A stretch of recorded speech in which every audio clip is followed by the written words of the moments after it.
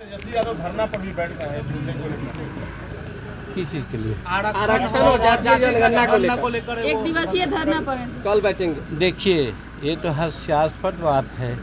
जब 2005 तक उनके पिता और माता राज्य का नेतृत्व किया, देश में ऐसा मंत्री वो थे कि प्रधानमंत्री को, राष्ट्रपति को जो रूस में थे वहाँ थे और राष्ट्रपति शासन खत्म कराने के लिए दस्तखत कराने को बाध्य किया।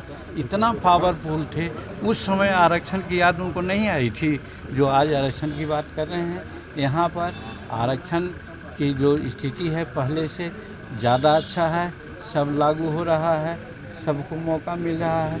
जिनको मौका न मिल रहा है उसी के लिए तो अभी सुप्रीम कोर्ट के आदेश के आलोक में हम लोगों ने बात किया है कि हमारे समाज में वर्गीकरण होना चाहिए, जिसमें कि जो 18 जातियां बिहार में हैं, इसके अलावा देश में अनेकों ऐसी जातियां हैं जो आर्थिक सामाजिक दृष्टिकोण से और शैक्षिक दृष्टिकोण से कमज़ोर हैं, उनका वर्गीकरण किया जाए।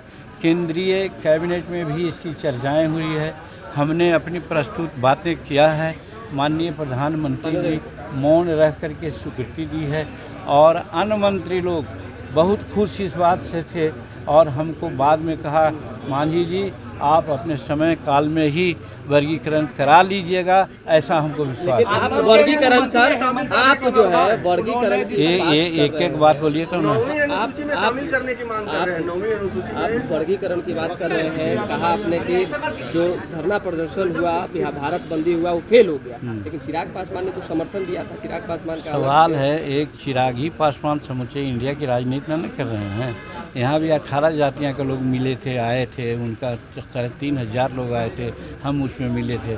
और निकट भविष्य में आप देखिएगा कि इस 18 जाति के लोग कितने सड़क पर आ रहे हैं, वो भी आप देख लीजिएगा। इसलिए कि वर्गीकरण होना चाहिए। एक आदमी मलिदा खा रहा है और क्या कहते हैं, हर तरह का लाभ ले रहा है, जज, कलेक्टर, एसपी, इंजीनियरिंग चीफ हो रहा है, और दूसरा आदमी है जो क्लर्क और प्यून से ही क्या कहते हैं वो संतोष है।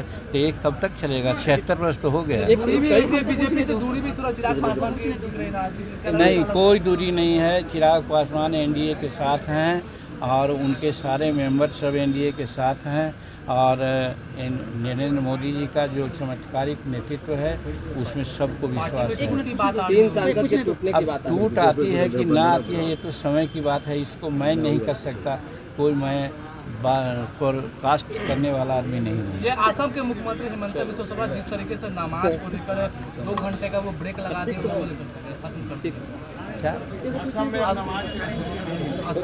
2 घंटे के नमाज पर रोक लगाई। अपने अपने देश का अपने राज्य की स्थिति है। राज्य की स्थिति के अनुसार, जनता के मन की बात के अनुसार उन्होंने काम किया है, उसको देश स्तर पर नहीं देखा जाएगा।